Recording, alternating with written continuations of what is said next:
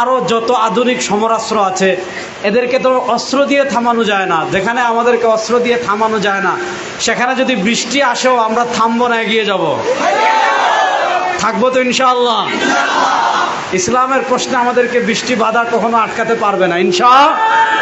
আল্লাহ রাব্বুল ইজ্জত ওয়াল জালাল ইসলামের জন্য আমাদের সবাইকে কবুল করুন। সবাই বলে না আমিন। আচ্ছা, যদি বৃষ্টি, প্রচন্ড বৃষ্টি আসছে এখন, যদি আমি ভিজে কথা বলতে পারি, আপনারা শুনতে রাজি আছেন? কারা কারা শুনতে রাজি আছেন? দেখেন, আমি আপনাদেরকে কয়েকটা কথা বলি, ভালো করে বুঝেন। পৃথিবীর সময় বেশি দিন বাকি নেই। আল্লাহ রাব্বুল ইজ্জত ওয়াল জালাল কোরআনের জায়গায় জায়গায়, পবিত্র কোরআনের জায়গায় জায়গায় জায়গায় জায়গায় আল্লাহ একটা আয়াত বলেছেন, ইক্তারাবাতিস সাআহ, কিয়ামত নিকটবর্তী হয়ে গিয়েছে, পৃথিবী ধ্বংসের সময় নিকটবর্তী হয়ে গিয়েছে। নবী করিম সাল্লাল্লাহু আলাইহি ওয়াসাল্লাম, সহিহ মুসলিমের হাদিস, নবী করিম সাল্লাল্লাহু আলাইহি ওয়াসাল্লামকে সাহাবা একরাম রিদওয়ানুল্লাহি আলাইহিম আজমাইন জিজ্ঞাসা করেছিলেন, মাথা তাকুমুস সাআহ, আল্লাহ কোরআনের পাতায় পাতায়, আল্লাহ কোরআনের পাতায় পাতায়, আল্লাহ কোরআনের পাতায় পাতায় সব জায়গায় বলেছেন ইক্তারাবাতিস সাআহ, কিয়ামত নিকটবর্তী হয়ে গিয়েছে। হে সরওয়ার দু আলম, আপনার মজলিসে বসলে খালি কিয়ামতের আলোচনা। ও হাবিব, আপনি বলেন মাতা তাকুমুস সাআহ, আল্লাহ যে কোরআনের পাতায় পাতায় পাতায় পাতায় কিয়ামতের কথা বলেছেন, ওই কিয়ামতটা হবে কবে, আর কতদিন বাকি আছে? নবী করিম সাল্লাল্লাহু আলাইহি ওয়াসাল্লাম জবাব দিচ্ছেন, শুনো, বুইস্তু আনা ওয়াস সাআ কাহাতাইন, বুইস্তু আনা ওয়াস সাআ কাহাতাইন। সরওয়ার দু আলম সাল্লাল্লাহু আলাইহি ওয়াসাল্লাম বলেন, আমি আর কিয়ামত পৃথিবীতে হাতের দুই আঙ্গুলের মতো এসেছি। অর্থাৎ হাতের এক আঙ্গুল থেকে আরেক আঙ্গুলের দূরত্ব যেমন খুব বেশি না, এক আঙ্গুল থেকে আরেক আঙ্গুল যেমন খুবই কাছে। নবী করিম সাল্লাল্লাহু আলাইহি ওয়াসাল্লাম দুনিয়াতে আসার অর্থ হলো পৃথিবী ধ্বংসের আর বেশি দিন বাকি। আমি আপনাদেরকে খুব সহজ করে বলি, পৃথিবী ধ্বংসের সময় যখন শেষ দিকে আসবে, খুব মনোযোগ দিয়ে কথা বুঝবেন, পৃথিবীতে বড় বড় বড় বড় বড় বড় বড় বড় আলামত সংগঠিত হবে 11টা। কয়টা? সবাই বলেন কয়টা? নবী করিম সাল্লাল্লাহু আলাইহি ওয়াসাল্লাম, সহিহ মুসলিমের হাদিসে আসছে, একদিন সাহাবা একরাম রিদওয়ানুল্লাহি আলাইহিম আজমাইন মসজিদে নববীতে বসে আলোচনা করছেন। নবী করিম সাল্লাল্লাহু আলাইহি ওয়াসাল্লাম সাহাবা একরাম রিদওয়ানুল্লাহি আলাইহিম আজমাইনকে যখন আলোচনা করতে দেখলেন, নবী করিম সাল্লাল্লাহু আলাইহি ওয়াসাল্লাম সাহাবা একরাম রিদওয়ানুল্লাহি আলাইহিম আজমাইনকে জিজ্ঞাসা করেন, মা তাতাযাকার ইয়া আসহাবি, আমার সাহাবা একরাম তোমরা কিসের আলোচনা করছো? সাহাবা একরাম রিদওয়ানুল্লাহি আলাইহিম আজমাইন জবাব দিচ্ছেন, ইয়া রাসূলুল্লাহ ইন্না নাযকুরুস সাআ, ওগো আল্লাহর নবী, আমরা কিয়ামতের আলোচনা করছি। নবী করিম সাল্লাল্লাহু আলাইহি ওয়াসাল্লাম বলেন, ইন্নাহা লান তাকুমা হাত্তা তারাউ 10 আয়াতিন, শোনো, পৃথিবীতে কিয়ামত ততদিন হবে না, আল্লাহ আসমান ততদিন ধ্বংস করবেন না, আল্লাহ জমিন ততদিন ধ্বংস করবেন না, হাত্তা তারাউ 10 আয়াতিন, যতদিন পর্যন্ত তোমরা দুনিয়াতে 10টা বড় বড় নিদর্শন দেখতে না পাবে। এই হাদিসে নবী করিম সাল্লাল্লাহু আলাইহি ওয়াসাল্লাম বড় বড় 10টা নিদর্শনের কথা বলেছেন। এই 10টা নিদর্শনের 1 নম্বর নিদর্শন খুরুজুদ দাজ্জাল, পৃথিবীতে দাজ্জাল আসবে, দাজ্জাল আসবে। 2 নম্বর নুজুল ঈসা, হযরতে ঈসা আলা নবীন আলাইহিস সালাতু ওয়াস সালাম দুনিয়াতে আসবেন। 3 নম্বর খুরুজ ইয়াজুজ ওয়া মাজুজ, পৃথিবীতে ইয়াজুজ মাজুজ বের হবে। 4 নম্বর খুরুজ দাব্বাতিল আরজি, পৃথিবীতে দাব্বাতুল আরজ বের হবে। এইভাবে একটার পর একটা, একটার পর একটা, একটার পর একটা, একটার পর একটা বড় বড় বড় বড় পৃথিবীতে 10টা বিষয় সংগঠিত হবে। এই 10টা বিষয়ের 1 নম্বর হলো খুরুজুদ দাজ্জাল, দাজ্জাল বের হবে। এটা হলো এই হাদিসে 1 নম্বর। দাজ্জালের আগে পৃথিবীতে যুহুরুল মাহদি, ইমাম সুয়ুতি রাহমাতুল্লাহ আলাইহি কিতাব লিখেছেন আল উরফুল ওয়ারদি ফি আখবারিল মাহদি। শুনেন, দাজ্জাল পৃথিবীতে আসার আগে পৃথিবীতে মাহদি আসবেন, পৃথিবীতে মাহদি আসবেন। মাহদি আলাইহিস সালাম মুসলমানের নেতৃত্ব দিবেন। মাহদি আলাইহিস সালামের নেতৃত্বে পৃথিবীতে মুসলমান ঐক্যবদ্ধ হবে, দাজ্জালের সাথে চূড়ান্ত যুদ্ধ করার জন্য প্রস্তুত হবে। পৃথিবীতে মানুষ 2 দলে বিভক্ত হয়ে যাবে, হিজবুল্লাহ এক দল থাকবে, আল্লাহর বাহিনী, হিজবুশ শয়তান আরেক দল থাকবে, শয়তানের বাহিনী। হিজবুল্লাহ কারা, যারা হবে হযরতে ঈসার বাহিনী। হিজবুশ শয়তান কারা, যারা হবে দাজ্জালের বাহিনী। হযরতে ঈসার বাহিনীতে থাকবে কারা? হযরতে ঈসার বাহিনীতে থাকবে তাওহীদবাদী মুসলমান। আর হযরতে দাজ্জালের বাহিনীতে থাকবে কারা? দাজ্জালের বাহিনীতে থাকবে ইহুদিরা, দাজ্জালের বাহিনীতে থাকবে মাজার পূজারীরা, দাজ্জালের বাহিনীতে থাকবে কবর পূজারীরা, দাজ্জালের বাহিনীতে থাকবে কাফের মুশরিক বেঈমানরা। সেই দিন চূড়ান্ত যুদ্ধের সময় চলে আসছে। ইনশাআল্লাহ পৃথিবীতে ইসলাম বিজয় হবে, ইসলামকে কেউ পরাজিত করতে পারবে না।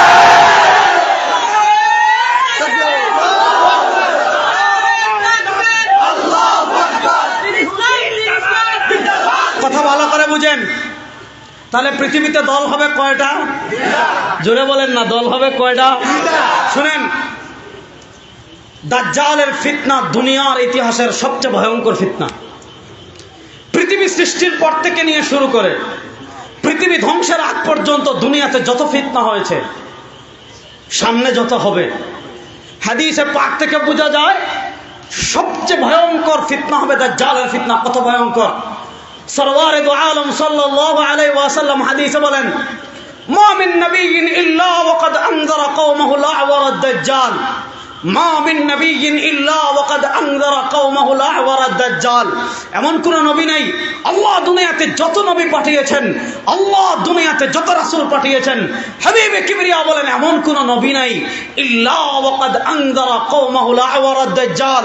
হযরতে আদম, হযরতে নূহ আলাইহিস সালাম থেকে শুরু করে আমাদের নবী পর্যন্ত আল্লাহ দুনিয়াতে যত রাসূল পাঠিয়েছেন, সব নবী তব রাসূল তার ইল্লা ওয়াকাদ আনযারা কওমাহু আ'ওয়ার আদ-দাজ্জাল। সব নবী এবং রাসূল তার উম্মাহকে কানা দাজ্জালের ফিতনা সম্পর্কে সতর্ক করেছেন। হাবিবে কিবরিয়া আলাইহিস সালাম দাজ্জালের পরিচয় দিচ্ছেন যে দাজ্জালের পরিচয় জানো, ইন্নাহু আওয়ার, দাজ্জালের এক চোখ হবে কানা। ইন্নাহু আওয়ার, দাজ্জালের এক চোখ হবে কানা। ওয়া ইন্না রাব্বাকুম লাইসা বিআওয়ার। আমরা কি কানা আল্লাহর ইবাদত করি? কথা কয় না। আমাদের আল্লাহ কি কানা? দুনিয়ার সবকিছু দেখেন কে? দুনিয়ার একদম রাতের অন্ধকারে যদি আপনি শিরিক করেন, দেখেন কে? দুনিয়ার যেই জায়গায় যাবেন ইলমান কুদরতান আপনার সাথে আছেন কে?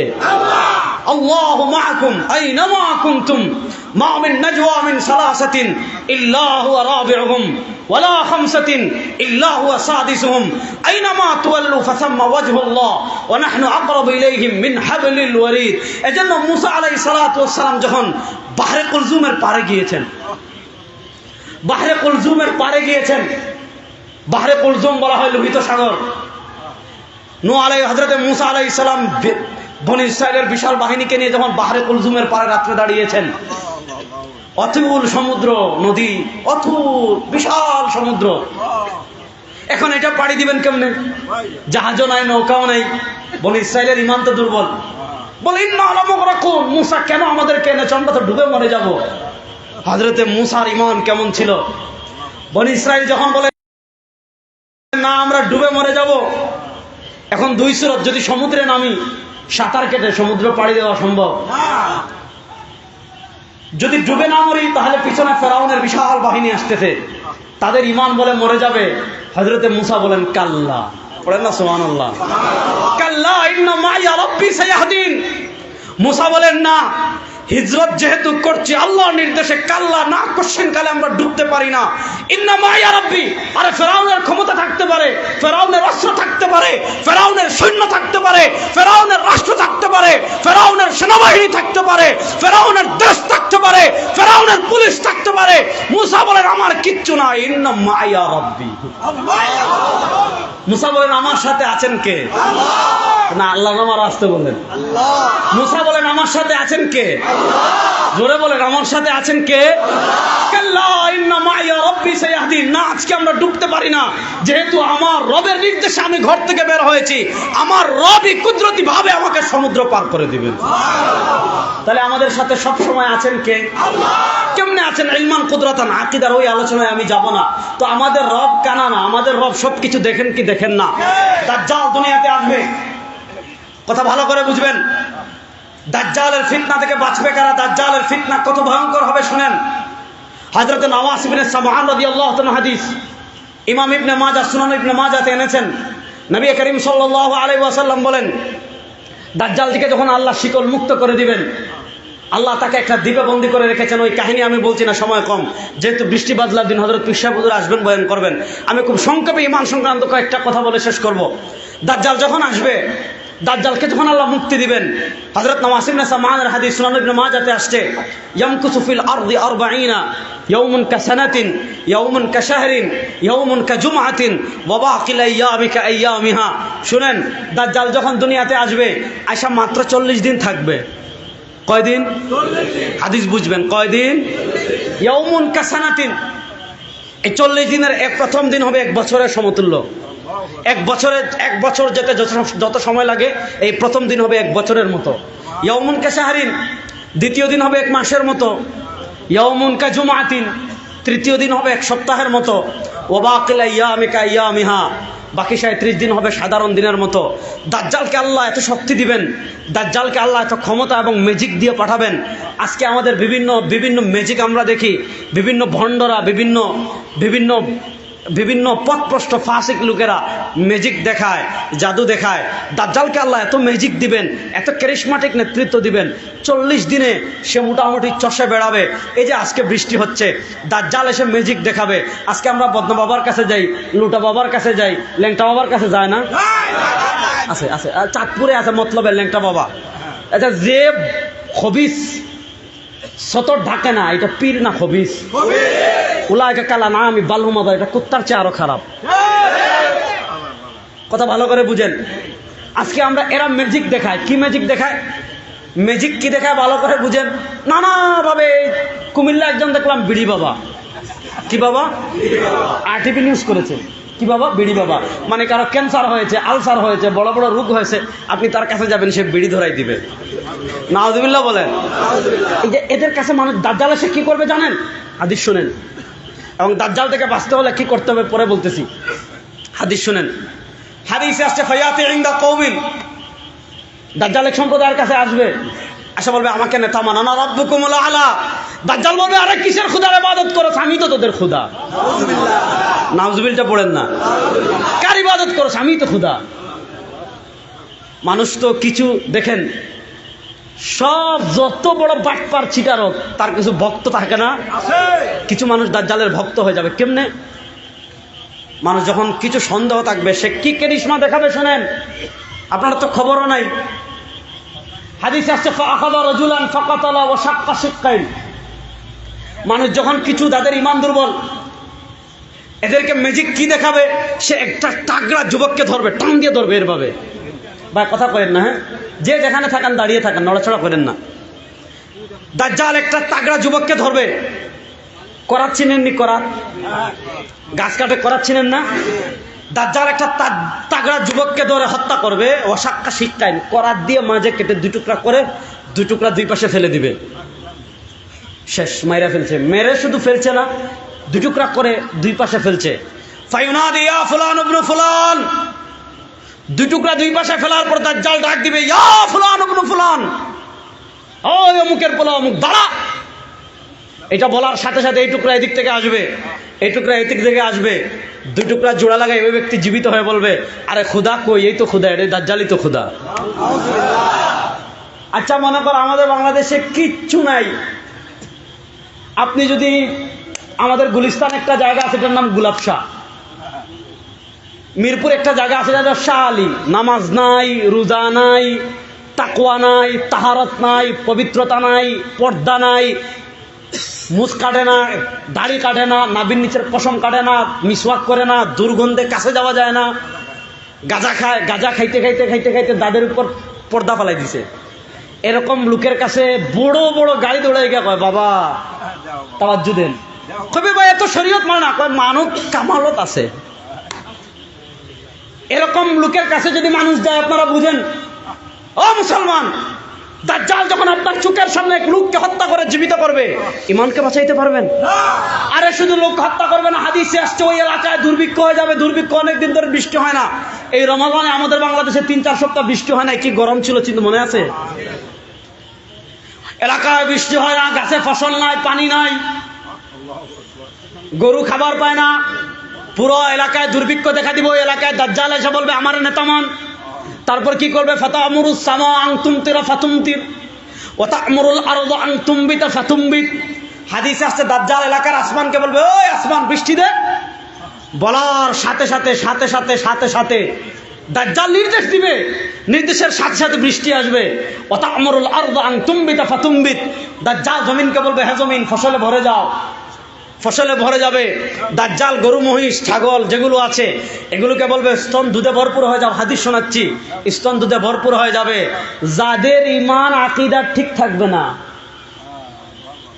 এখানে ইলম শর্ত না, বড় আলেম হওয়া শর্ত না, যাদের ঈমান ইলম ঠিক থাকবে না, সারা দুনিয়ার ইলম অর্জন করলেও দাজ্জালের ফিতনা থেকে বাঁচতে পারবে না। যাদের ঈমান আর আমল ঠিক থাকবে, হাদিসে আসছে এদের কোনো বিদ্যা লাগবে না। তারা যখনই দাজ্জালকে দেখবে, মাকতুবুম বাইনা আইনাইহি কাফির, হাদিসে আসছে আল্লাহ কুদরতি ভাবে দাজ্জালের কপালে কাফের লিখে দিবেন। যাদের ঈমান থাকবে আমার সাহাবা একরামের মতো, যাদের ঈমান থাকবে শিরক মুক্ত, যাদের আকীদা মান আলাইহি ওয়া আসহাবি, নবী এবং সাহাবার মাপকাঠিতে উত্তীর্ণ হয়ে যাবে।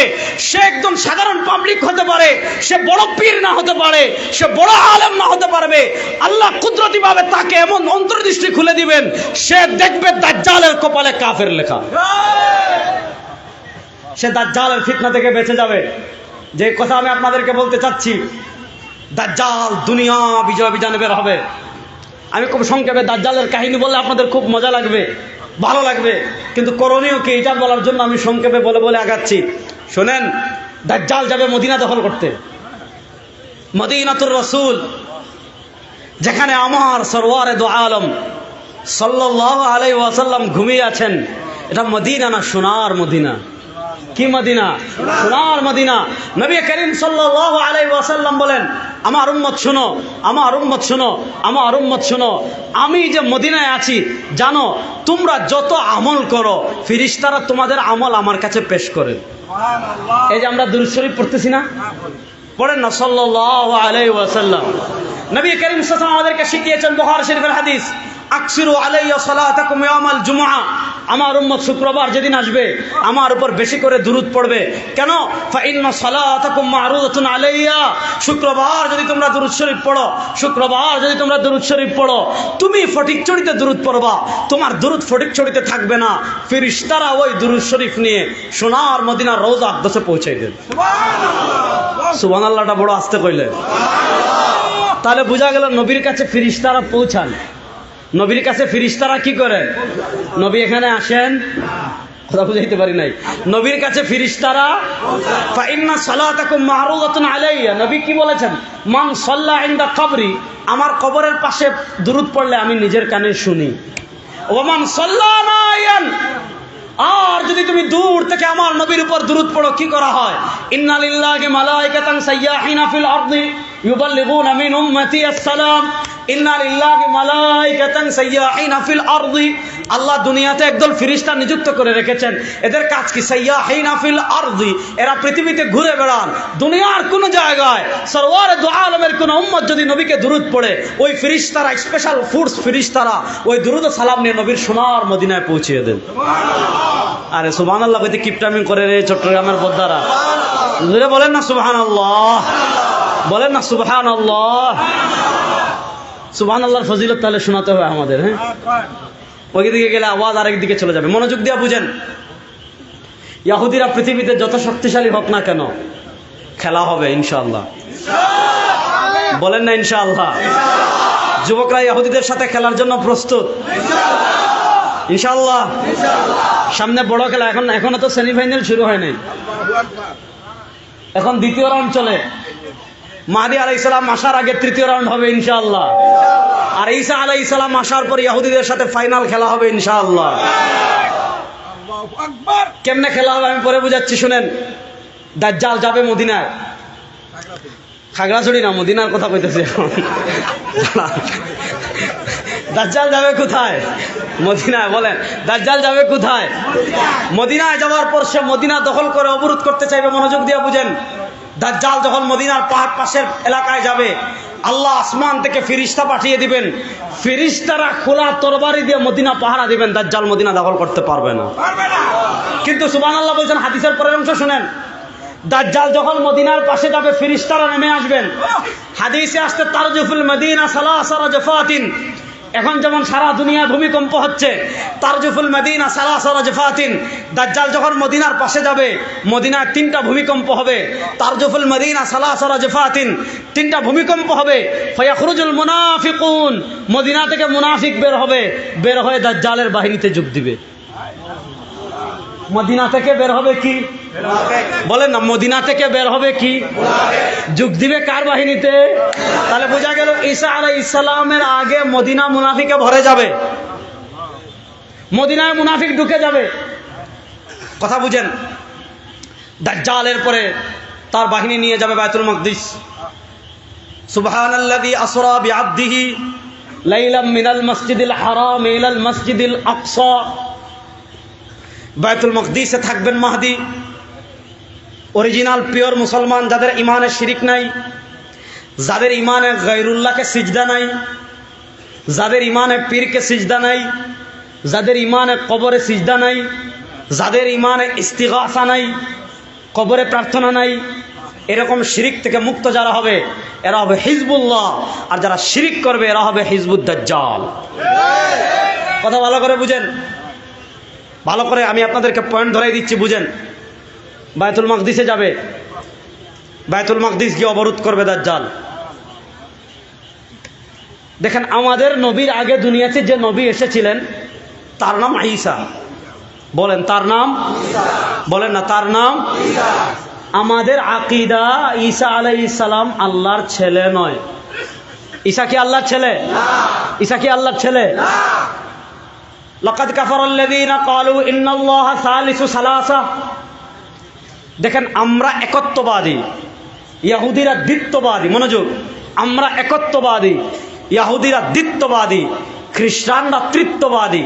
খ্রিস্টানদের আকীদা তৃত্ববাদ। আল্লাহ কোরআনে বলেন লাকাদ কাফারাল্লাযীনা ক্বালু, তারা কুফরি করেছে। কারা? আল্লাযীনা ক্বালু, যারা বলে, কি বলে?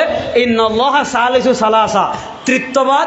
মানে তারা বলে আল্লাহ, খ্রিস্টানদের আকীদা আল্লাহ, আল্লাহর ছেলে ঈসা, আল্লাহর স্ত্রী মরিয়ম। আর মুসলমান পড়ে লাম ইয়ালিদ ওয়ালাম, পড়ে না লাম ইয়ালিদ ওয়ালাম, লাম ইয়ালিদ ওয়ালাম। আমাদের আল্লাহর কোনো পিতা, লাম ইয়ালিদ, আমাদের আল্লাহর কোনো সন্তান, ওয়ালাম ইউলাদ, আমাদের আল্লাহর কোনো পিতাও নাই সন্তানও। বলেন, আমাদের আল্লাহর কোনো পিতাও নাই সন্তানও। কেউ যদি মনে করে আল্লাহর ছেলে আছে, মুসলমান না কাফের? মুখ খুলে বলেন। কেউ যদি বলে আল্লাহর স্ত্রী আছে, মুসলমান না কাফের? খ্রিস্টানদের আকীদা ঈসা আল্লাহর ছেলে, এরা মুসলমান না কাফের? ইহুদিদের আকীদা ওয়াকালাতিল ইয়াহুদ উযাইরুন ইবনুল্লাহ, ইহুদিদের আকীদা উযাইর আল্লাহর ছেলে, তারা মুসলমান না কাফের? এই লম্পটগুলা কি করছে জানেন? খ্রিস্টানরা ঈসাকে তারা মনে করে আল্লাহর ছেলে। এখন তারা কি করতেছে, যে আমাদের সকল পাপের অগ্রিম কাফারা স্বরূপ, আমাদের সকল পাপের অগ্রিম কাফারা স্বরূপ ঈসাকে, আল্লাহর ছেলেকে শুলিতে চড়াবো। কেন? আল্লাহ তার ছেলের কুরবানির বদৌলতে যেন আমাদের সব গুনাহ মাফ করে দেন। এই আকীদাকে সামনে রেখে আল্লাহর ছেলেকে শুলিতে চড়ানোর জন্য ঈসা আলাইহিস সালামের ঘর তারা যখন সব মিলে ঘেরাও করেছে, আল্লাহ বলেন ইন্নী রাফিউকা মুতাওয়াফিকা ওয়া রাফিউকা ইলাই। আল্লাহ বলে যখন তারা ঈসা আলাইহিস সালামকে শুলিতে চড়ানোর জন্য ঘর ঘেরাও করেছে, আল্লাহ জিবরিলের মাধ্যমে ঈসা আলাইহিস সালামকে জীবিত অবস্থায় আসমানে তুলে নিয়েছেন। আল্লাহ বলেন ওয়ামা কাতালু ওয়ামা সালাবু ওয়ালাকিন শুব্বিহা লাহুম। মনোযোগ, ওয়ামা কাতালু, তারা ঈসা আলাইহিস সালামকে হত্যাও করতে পারে নাই। ওয়ামা সালাবুহু, তারা ঈসা আলাইহিস সালামকে শুলিতেও চড়াতে পারে নাই। কি করা হয়েছে? ওয়ালাকিন শুব্বিহা লাহুম, আল্লাহ তাদেরকে দাদায় ফেলে দিয়েছেন। কেমনে ফেলে দিয়েছেন? তারা যখন ঘর ঘেরাও করেছে, আল্লাহ ঈসাকে আসমানে তুলে নিয়েছেন। ঈসা আলাইহিস সালামকে আল্লাহ যখন আসমানে তুলে নিয়েছেন, এরপর ঈসাকে হত্যা করার জন্য সবচেয়ে বড় মাস্তান যে, সে যখন প্রথম ঘরে ঢুকেছে, আল্লাহ কুদরতিভাবে তার চেহারা ঈসার মতো বানাই দিয়েছেন। এখন পরের মাস্তানটা কয়, দেখি তো মাশাআল্লাহ খায় আর ইষ্টপুষ্ট হয়ে গেছে। হ্যাঁ, মাইরা মুইরা শুলিতে চড়ানোর পর এখন ইখতিলাফ লাগলো, আচ্ছা আমরা যদি ঈসাকে শুলিতে চড়াই, আমাদের মাস্তান কই গেল? আর মাস্তানটা যদি শুলিতে চড়াই, ঈসা কোথায় গেল? তাহলে তারা ঈসাকে হত্যা করতে পারছে? জি না, এটা আকীদার ওয়াজ। বলেন, তারা ঈসাকে হত্যা করতে পারছে? আল্লাহ বলেছেন ওয়ামা কাতালুহু, পারে নাই। আল্লাহ বলেছেন ওমা সবাবু, শুলিতে চড়াতে পারে নাই। এজন্য আমাদের আকীদা ঈসা আসমানে জিন্দা। বলেন আমাদের আকীদা ঈসা আসমানে জিন্দা। বলেন না আমাদের আকীদা ঈসা আসমানে জিন্দা। এতটুকু বুঝেন, ঈসা আলাইহিস সালাম আসমানে জিন্দা। এবার আমার হাদিসের আলোচনার শুরুতে আসেন। আমি বলেছিলাম কিয়ামতের বড় আলামতের 1 নম্বর আলামত খুরুজুদ দাজ্জাল, দাজ্জাল আসবে। 2 নম্বর বলেছিলাম নুজুল ঈসা, মানে ঈসা আলাইহিস সালামের অবতরণ। এটা হাদিসে মুতাওয়াতির দ্বারা প্রমাণিত।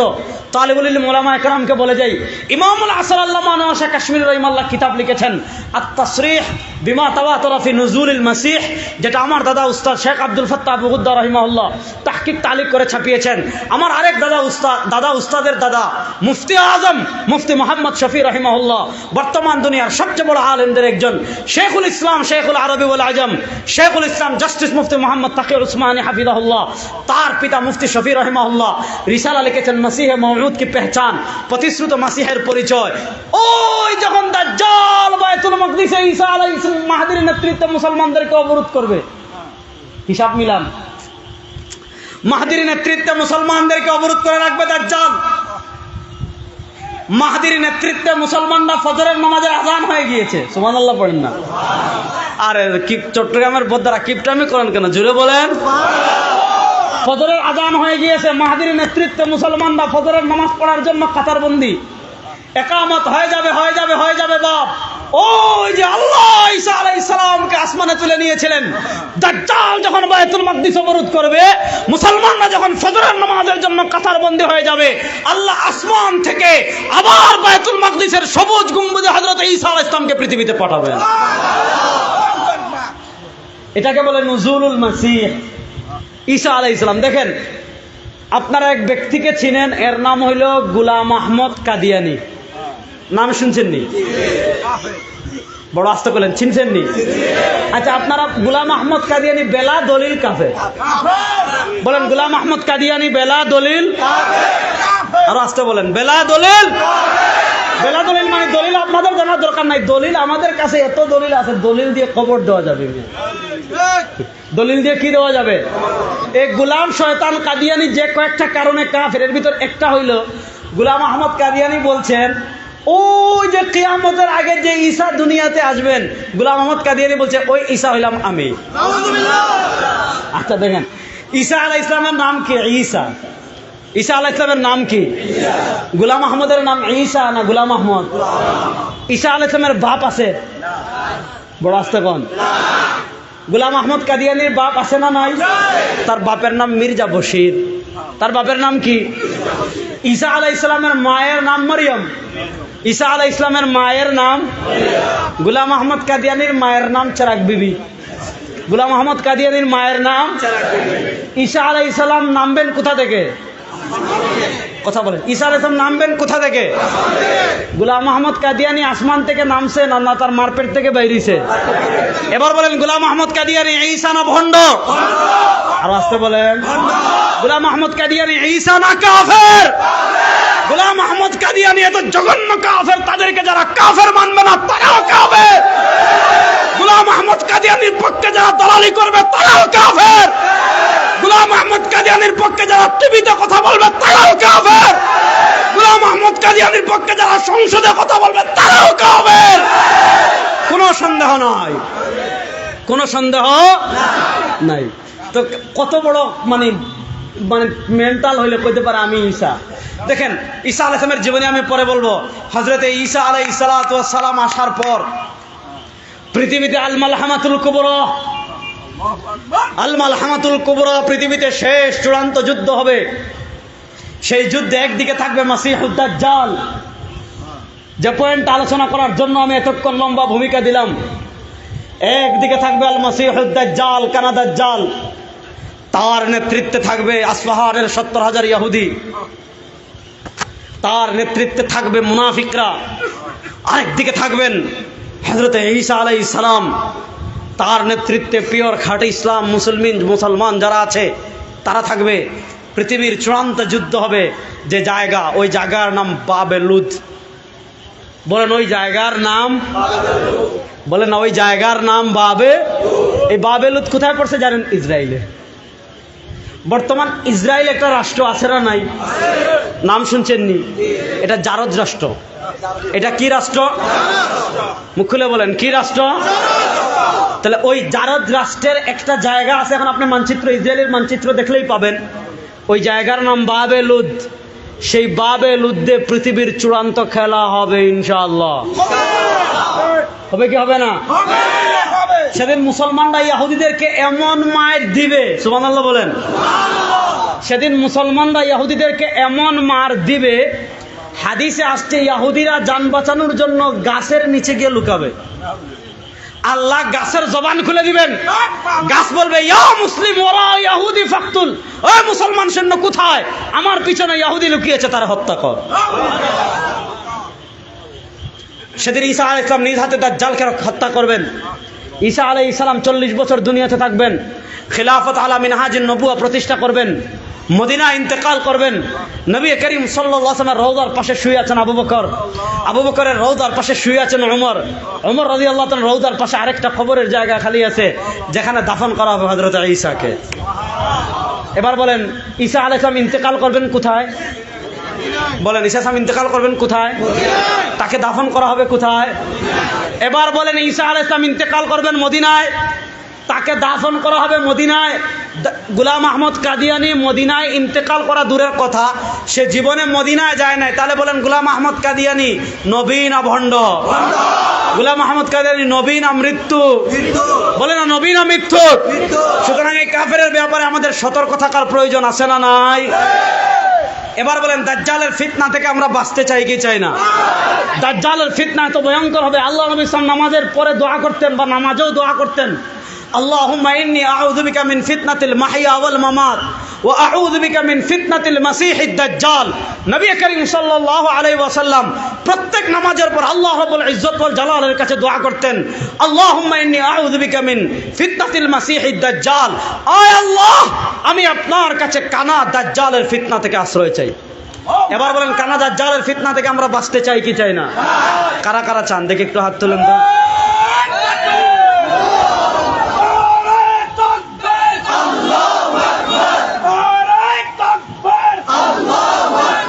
মাশাআল্লাহ। দাজ্জালের ফিতনা থেকে বাঁচতে হলে আমাদের সবার আগে যে জিনিস লাগবে, ওই জিনিসের নাম ঈমান। ওই জিনিসের নাম কি? না আরো আসতে বলেন। মনির ভাই আসছে, আমি তো ছেড়ে দিব, আর বেশি সময় নিব না, অলরেডি সিগন্যাল চলে আসছে, এজন্য আমার শেষ কথার দিকে চলে আসছি। বুঝেন, দাজ্জালের ফিতনা থেকে বাঁচতে হলে লাগবে কি? আর আসতে বলেন, একটু মুখ খুলে বলেন না কি লাগবে। আর এই ঈমান এখন আমাদের কাছে সবচেয়ে সস্তা হয়ে গেছে। হাদিসের শুধু শেষের অংশ, প্রথম অংশ শোনাই। নবী করিম সাল্লাল্লাহু আলাইহি ওয়াসাল্লাম বলেন, সায়াতি আলান নাসি জামানুন, আমার উম্মার উপর এমন একটা সময় আসবে, আমার উম্মার উপর এমন একটা কাল আসবে, ইয়াবিউ দীনাহু বিআরযিন মিনাদ দুনিয়া বিকালিলিন, আমার উম্মার কাছে দুনিয়ার টাকার দাম হবে, আমার উম্মার কাছে পয়সার দাম হবে, আমার উম্মার কাছে নেতার দাম হবে, আমার উম্মার কাছে পীরের দাম হবে, আমার উম্মার কাছে উরুসের দাম হবে, আমার উম্মার কাছে মাজারের দাম হবে, কিন্তু আমার উম্মার কাছে ঈমানের দাম থাকবে না। ইয়াবিউ দীনাহু বিআরযিন মিনাদ দুনিয়া বিকালিলিন, সামান্য দুনিয়ার স্বার্থের জন্য মানুষ ঈমান বিক্রি করে ফেলবে। এবার আমরা ঈমান বাঁচাতে চাই কি চাই না? একটা মাসআলা আমি আপনাদেরকে জিজ্ঞাসা করি, জবাব দিবেন? জবাব দিবেন তো ইনশাআল্লাহ? উলামা একরাম কেউ বলবেন না, শুধু আম পাবলিকরা বলবেন। আজকে মনে করেন এশার নামাজে এক ব্যক্তি নামাজে দাঁড়াইছে, মনে হয় 5 মিনিট বলি। আচ্ছা, এশার নামাজে এক ব্যক্তি দাঁড়াইছে, 2 রাকাত শেষ, 3য় রাকাত শেষ, 4র্থ রাকাতে দাঁড়াইছে, খালি ফোন আসতেছে, ফোন আসতেছে, ফোন আসতেছে, টেলিফোন বাজতেছে। 7-8 বার হওয়ার পর বেচারা বিরক্ত হয়ে ফোন রিসিভ করে, নামাজ পড়তেছি, 3 রাকাত শেষ, 1 রাকাত পরে ব্রেক করতেছি, সবর। এখন নামাজের ভিতর কেউ যদি ফোন রিসিভ করে কথা বলে রাখে, নামাজ আসে না গেছে? নামাজ ভঙ্গের কিছু কারণ আছে না নাই? এক ব্যক্তি হজ করতে গেছে মক্কায়, এহরাম পরা, গিয়ে খবর পাইছে জিদ্দায় আল হেলাল আল নাসেরের খেলা হচ্ছে, 2 ক্লাব, এক ক্লাবে ক্রিস্টিয়ানো রোনালদো আর এক ক্লাবে নেইমার। কইলে হজ করতে আসছি যখন এক কাজ করি, খেলাটা দেখে আসি, এত গরম খেলা কেমনে বাদ দেই। এখন হজ করতে গিয়ে যদি জিদ্দায় খেলা দেখতে যায়, হজ আছে না গেছে? তাহলে হজ ভঙ্গের কিছু কারণ আছে না নাই? নামাজ ভঙ্গের কিছু কারণ আছে না নাই? এক ব্যক্তি রোজা রাখছে, রোজা কইরা দেখছে রে বাবারে বাবা গরম তাবারুক বিরিয়ানি দিচ্ছে, সবর করতে পারে না, খায়া ফেলছে, রোজা আছে না গেছে? রোজা ভঙ্গের কিছু কারণ আছে না নাই? নামাজ ভঙ্গের কিছু কারণ আছে না নাই? অজু ভঙ্গের কিছু কারণ আছে না নাই? আমরা অজু ভঙ্গের কারণ জানি, উম্মা শুনেন, আমরা অজু ভঙ্গের কারণ জানি, আমরা নামাজ ভঙ্গের কারণ জানি, আমরা রোজা ভঙ্গের কারণ জানি। নামাজ ভঙ্গের যেমন কারণ আছে, রোজা ভঙ্গের যেমন কারণ আছে, অজু ভঙ্গের যেমন কারণ আছে, ঈমান ভঙ্গের কারণ আছে না নাই? ঈমান ভঙ্গের এক নম্বর কারণ শিরিক। ঈমান ভঙ্গের এক নম্বর কারণ শিরিক। মানে কি? আল্লাহ ছাড়া গায়রুল্লাহর ইবাদত করা শিরিক। আল্লাহ ছাড়া গায়রুল্লাহর ইবাদত করা। দেখেন আমরা সব জায়গায় বলি আমরা বলি আল্লাহ বিরোধী মানুষ না। সহজ করে বলি, চরমুনায় পীর সাহেব হুজুর যতদিন মিনাহা আলা কোরআন সুন্নাহ অনুযায়ী চলবেন সাথে আছি।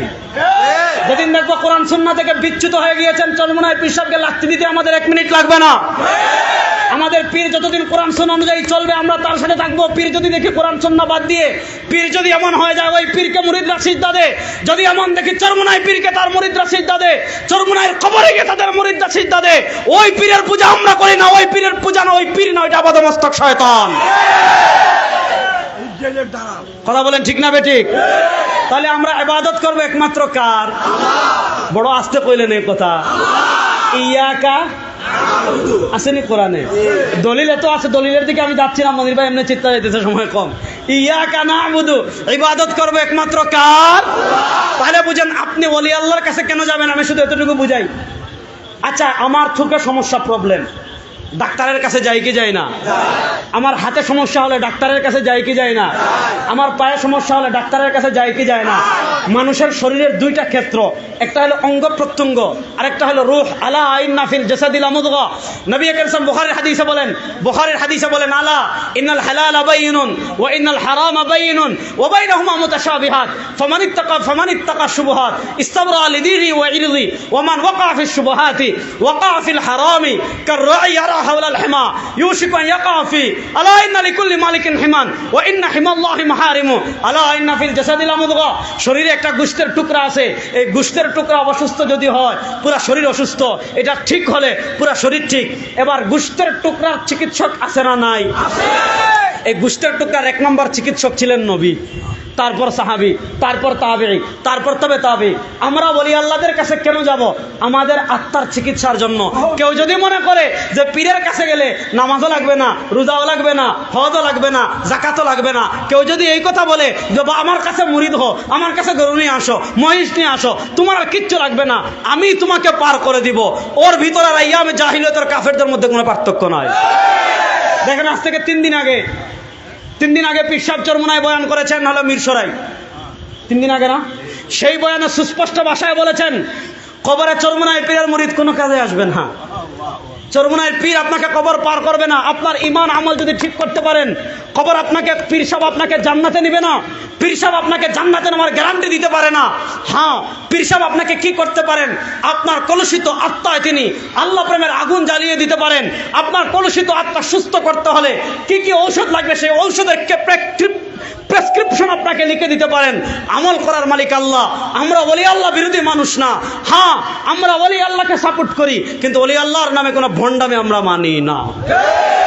আমরা কোনো মাজার, আমি বাংলাদেশের যে জায়গায়, কিছুদিন আগে আমি বুখারায় গিয়েছি, আমি সমরকন্দে গিয়েছি, তিরমিজে গিয়েছি, ইমাম বুখারী রাহিমাহুল্লাহর মাকবারা আমি জিয়ারত করে আসছি।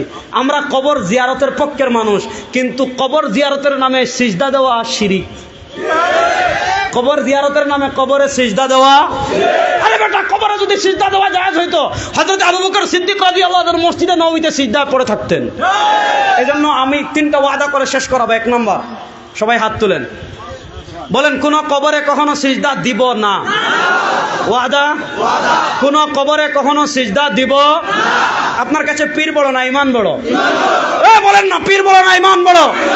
তাহলে আমরা কখনো কোন কবরে সিজদা দিব না, কোন মাজারে সিজদা দিব না, কোন পীরকে সিজদা দিব না। আমাদের কপাল সৃষ্টি করেছেন কে? আল্লাহ। এই কপাল একমাত্র নত করব আল্লাহর সামনে। আল্লাহ ব্যতীত কারো কাছে মুসলমান মাথা নত করতে পারে না। সুতরাং আমরা মাথা নত করবো একমাত্র কার কাছে? আলোচনা শেষ কথা এটা। আমি আলোচনা শুরু করেছিলাম পৃথিবীর দিকে দিকে দিকে দিকে হিজবুল্লাহ আল্লাহর বাহিনীদের বিজয় শুরু হয়ে গিয়েছে। পৃথিবীর দিকে দিকে দিকে দিকে দিকে দিকে দিকে দিকে ইসলামের পতাকা উড্ডীন হওয়া শুরু হয়ে গিয়েছে। পৃথিবীর দিকে দিকে দিকে দিকে ইসলামের বাতি প্রজ্বলিত হওয়া শুরু করেছে। সময় বেশি দিন বাকি নয়, বাংলাদেশেও ইসলাম প্রতিষ্ঠা হবে ইনশাআল্লাহ। বাংলাদেশেও ইসলামের পতাকা পথ করে উড়বে ইনশাআল্লাহ। বাংলাদেশে ইসলামের পতাকা পথ করে উড়ুক। বাংলাদেশের আইন, সংবিধান, রাষ্ট্র সবকিছু কোরআন অনুযায়ী চলুক, আল্লাহ নবীর ইসলাম অনুযায়ী চলুক। আমরা চাই কি চাই না? আমরা চাই কি চাই না? সুতরাং মানুষের তন্ত্র মন্ত্র সব বাদ, মানুষের সব তন্ত্র মন্ত্র বাদ দিয়ে ইলহাক বিল কাফেলা, ইসলামের বিজয়ের কাফেলা তৈরি হয়ে গিয়েছে। আমি আমার ছাত্রদেরকে বলবো, আমি আমার যুবকদেরকে বলবো, আমি আমার মুরব্বীদেরকে বলবো, আমি আমার তারুণ্য চেতনার অধিকারী তারুণ্যদেরকে বলে যাব, সব মতবাদ বাদ দিয়ে বাংলাদেশে ইসলাম বিজয়ের যে কাফেলা তৈরি হয়েছে সেই কাফেলায় আমরা থাকবো তো ইনশাআল্লাহ? থাকবো তো ইনশাআল্লাহ? সেই কাফেলাকে আমরা সহযোগিতা করবো তো ইনশাআল্লাহ? সেই কাফেলার পথ চলার জন্য আমরা দোয়া করবো তো ইনশাআল্লাহ? আল্লাহ রাব্বুল ইজ্জত ওয়াল জালাল যে কথাগুলো বললাম আমাকে আপনাদের সবাইকে আমল করার তৌফিক দান করুন, আমিন। ইন আসাবতু ফামিনাল্লাহ ওয়া ইন আখতাতু ফামিন্নি ওয়া মিনাশ শাইতান। সুবহানাকাল্লাহুম্মা বিহামদিকা আশহাদু আল্লা ইলাহা ইল্লা আনতা আস্তাগফিরুকা ওয়া আতুবু ইলাইক। আসসালামু আলাইকুম। আমিন আমিন আমিন।